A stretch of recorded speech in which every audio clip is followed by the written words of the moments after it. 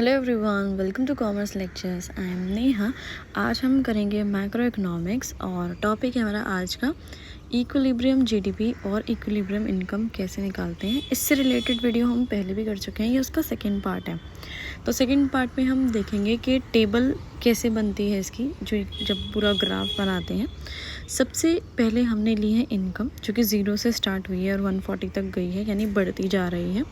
फिर है सी यानी कंजप्शन यानी कितना पैसा हम अपने ऊपर खर्च रहे हैं चीज़ों पर जो हम कंज्यूम करें, जैसे खाना पीना है ना, कपड़े लत्ते, ये सब। तो ये 30 से शुरू हो रही है। 30 से क्यों शुरू हो रही है भाई? क्योंकि कंजप्शन कभी ज़ीरो नहीं हो सकती। ऐसा तो नहीं हो सकता ना आप किसी महीने कुछ भी ना खाओ पियो, पूरे महीने व्रत रख लो और ना कुछ पैसे खर्चो ही ना, ऐसे तो नहीं हो सकता। इसलिए कंजप्शन 30 से शुरू हुई है, 0 से शुरू नहीं हुई है और ये 100 तक गई है। और याद रखना, कंजप्शन इनकम से कम ही लेंगे, क्योंकि यार जब 140 रुपये इनकम है तो 140 नहीं खर्च दोगे आप, कुछ पैसे बचाओगे और इससे ज़्यादा भी नहीं खर्च सकते क्योंकि इनकम ही 140 है। नेक्स्ट इज़ इन्वेस्टमेंट क्या चीज़ होती है?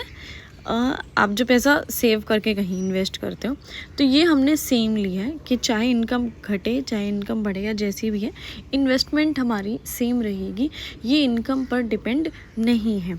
और लास्ट में हमने लिया एग्रीगेट डिमांड का क्या फॉर्मूला होता है? C+I, यानी C यानी कंजप्शन, कितने पैसे अपने ऊपर खर्चे, इन्वेस्टमेंट यानी कितना पैसा इन्वेस्ट किया। तो ये इन दोनों को प्लस करके निकला है आपका AD, ठीक है। इन दोनों को प्लस करके, इन दोनों लाइनों को प्लस करके फिर इसी के बिहाफ पे हम ये ग्राफ बना देंगे। जो ये पॉइंट्स लिखे हैं ना यहाँ पे, ये सारे इनको प्लॉट कर देंगे बस, और कुछ भी नहीं है। और नहीं भी प्लॉट करो तो एक साधारण सी बात है जिसे आप समझ जाओ कि जब भी इनकम का या फिर एग्रीगेट सप्लाई का बनता है ग्राफ या लाइन खिंचती है इसकी, ये 45 डिग्री एंगल पर ही बनती है भाई। 45 डिग्री एंगल, क्योंकि इनकम 0 से शुरू होती है, इसलिए ये ओरिजिन से स्टार्ट होती है और डायरेक्ट ऊपर बढ़ती जाती है, जैसे कि हमने यहाँ पे देखा था। नेक्स्ट इज़ एग्रीगेट डिमांड जो है वो यहाँ से शुरू हो रही है। अब आप सोचोगे कि ये ओरिजिन से क्यों नहीं स्टार्ट हो रही है, यानी ये 0 से क्यों नहीं स्टार्ट हो रही है? क्योंकि मैंने आपको बताया था कि कंजप्शन कभी भी 0 नहीं हो सकता भाई, क्योंकि आप कभी ना कभी ऐसा होगा, आप डेली कुछ ना कुछ खाओगे पियोगे, चाहे जूस पियो, चाहे वेजिटेबल्स खाओ, चाहे रोटी खाओ, चाहे चावल खाओ, है ना, किसी न किसी चीज़ पे पैसा खर्च हो गया, कंजप्शन 0 हो ही नहीं सकता।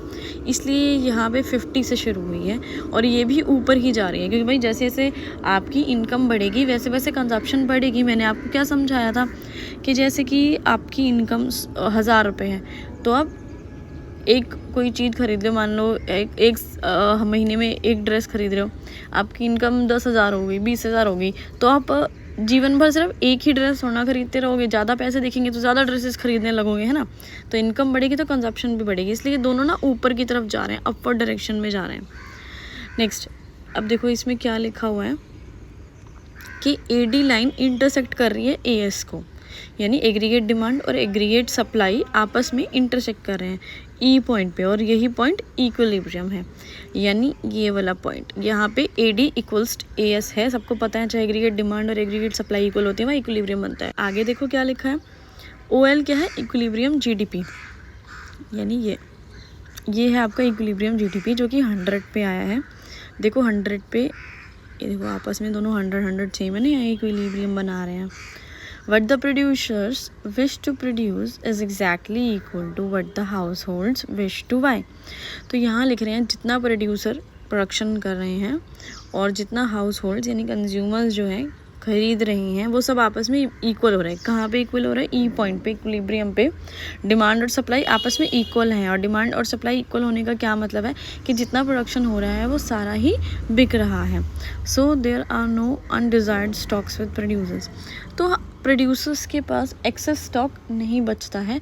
क्यों? क्योंकि जितना वो प्रोड्यूस करते हैं सारा का सारा बिक जाता है। ठीक है भाई। अब इसमें 2 क्वेश्चंस और ऐड करे हैं मैंने वीडियो में। इसमें लिखा है क्या हो अगर AS AD से ज़्यादा हो, यानी एग्रीगेट सप्लाई आपकी ज़्यादा हो गई है और एग्रीगेट डिमांड आपकी कम हो गई है, तो क्या होगा? Then supply of goods and services will come more than their demand. भाई एग्रीगेट सप्लाई अगर ज़्यादा है तो क्या होगा? जो गुड्स एंड सर्विसेज की सप्लाई है वो भी ज़्यादा हो जाएगी, क्योंकि डिमांड कम है। अब जैसे कि हम 100 यूनिट्स प्रोड्यूस कर रहे हैं, ये हमारी सप्लाई है और डिमांड है सिर्फ 80 यूनिट्स की। तो अब क्या होगा, 20 यूनिट्स एक्स्ट्रा बच जाएंगे ना, तो सप्लाई ज़्यादा हो जाएगी। सप्लाई कितनी ज़्यादा होएगी, 20 ज़्यादा होएगी। Due to this some goods remains unsold. अब कुछ गुड्स ऐसे होंगे जो अनसोल्ड होंगे, जो बिकेंगे नहीं। जैसे कि मैंने आपको बताया 100 हो रहा था टोटल आउटपुट प्रोड्यूस, 80 थी डिमांड, तो 20 गुड्स बच गए, वो हो गए अनसोल्ड गुड्स, यानी वो नहीं बिके। To clear excess stock producer will cut production. अब इस एक्सेस स्टॉक का क्या करें, इतना ज़्यादा एक्स्ट्रा प्रोड्यूस हो गया 20 यूनिट्स, तो प्रोड्यूसर जो है प्रोडक्शन बंद कर देंगे। अब ज़्यादा प्रोड्यूसर नहीं करेंगे, पहले वो क्या करेंगे, 20 को बेचेंगे, जो बचा हुआ 20 है उसको बेचेंगे, so that AS would become equal to AD। वो जब तक प्रोडक्शन नहीं करेंगे, जब तक एग्रीगेट सप्लाई और एग्रीगेट डिमांड इक्वल नहीं आ जाता है। क्योंकि यार ज़्यादा प्रोडक्शन करके फ़ायदा ही क्या है, जब डिमांड ही नहीं है, लोग प्रोडक्ट खरीद ही नहीं रहे हैं, तो ज़्यादा प्रोड्यूस करके करोगे क्या, वो सारा वेस्ट जाएगा, बिकेगा ही नहीं। Hence equilibrium is restored through a change in output of I। So equilibrium वापस रिस्टोर हो जाएगा। वापस equilibrium कहाँ आ जाएगा, जहाँ पे AS और AD इक्वल होंगे, यानी AS और AD 100 पे इक्वल थे, तो जब वो 20 यूनिट्स और बिक जाएंगे तो AS और AD जो है आपस में इक्वल आ जाएंगे। तो इसके लिए हमने क्या किया, इक्विलिब्रियम लाने के लिए AS और AD को इक्विलिब्रियम में लाने के लिए हमने क्या किया, हमने एक चेंज किया, किसमें, आउटपुट में। आउटपुट यानी प्रोडक्शन में। प्रोडक्शन हमने कट कर दी, हमने प्रोडक्शन बंद कर दी, जिसकी वजह से जो हमारा अनसोल्ड स्टॉक था वो बिक गया, जिसकी वजह से क्या हुआ, प्रोडक्शन और जो डिमांड है, सप्लाई और डिमांड आपस में इक्वल आ गए। ठीक है, इस जो मैंने क्वेश्चन को समझाया, इसको एक बारी और रिपीटेडली सुनना, तब और ज़्यादा क्लियर समझ में आएगा। वैसे अपनी तरीके से मुझे ऐसा लग रहा है मैंने बहुत आसानी से समझाया। सो यहाँ पे क्या बोल रहे हैं, अगर AS कम है, AD ज़्यादा है, यानी डिमांड ज़्यादा है, सप्लाई कम है, तो क्या होता है, तो वही बात लिखी है कि अगर सप्लाई कम है और डिमांड ज़्यादा है तो क्या होगा, गुड्स एंड सर्विसेज की सप्लाई कम हो जाएगी डिमांड से। ये वही, अब देखो यहाँ पे उल्टा हो रहा है कि डिमांड 100 यूनिट्स हैं और सप्लाई 80 यूनिट है। सप्लाई कम की जा रही है और डिमांड लोग ज़्यादा कर रहे हैं, डिमांड 100 यूनिट्स मांग रहे हैं, तो 20 यूनिट्स की कमी रह रही है। Due to this producer suffers the loss of unfulfilled demand. अब प्रोड्यूसर्स को क्या प्रॉब्लम हो रही है यहाँ पे, लॉस ऑफ अनफुलफिल्ड डिमांड, यानी वो उनको घाटा हो रहा है, वो लोगों की डिमांड को फुलफिल नहीं कर पा रहे हैं, क्योंकि लोग जो है 100 यूनिट्स मांग रहे हैं लेकिन प्रोड्यूसर्स 80 प्रोड्यूस कर पा रहे हैं। सो 20 यूनिट्स अगर काश और प्रोड्यूस हो जाती तो सबकी डिमांड्स फुलफिल हो जाती। So producers would plan greater production. अब प्रोड्यूसर्स क्या करेंगे, प्रोड्यूसर्स प्रोडक्शन बढ़ाएंगे। पहले जो 80 यूनिट्स प्रोड्यूस कर रहे थे प्रोड्यूसर्स, अब और 20 यूनिट्स प्रोड्यूस करेंगे, उसे 100 यूनिट्स तक लेके जाएंगे। अब क्या होगा, 100 यूनिट्स प्रोड्यूस करेंगे तो AS जो है वो बढ़ जाएगा, एग्रीगेट सप्लाई बढ़ जाएगा और वो डिमांड की इक्वल आ जाएगा, क्योंकि पहले कितना था, एग्रीगेट सप्लाई 80 था।